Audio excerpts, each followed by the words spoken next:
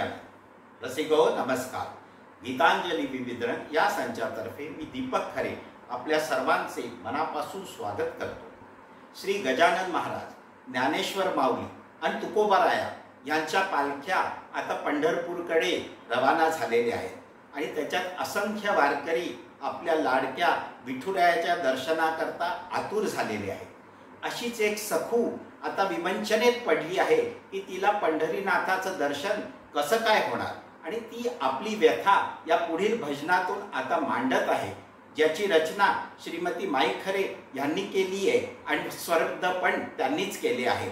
आमचा हा प्रयत्न आपल्याला आवडल्यास लाईक, शेअर, कमेंट अवश्य करावे आणि आमच्या संचाला अजून सबस्क्राईब केलं नसेल तर करावे ही विनंती। धन्यवाद।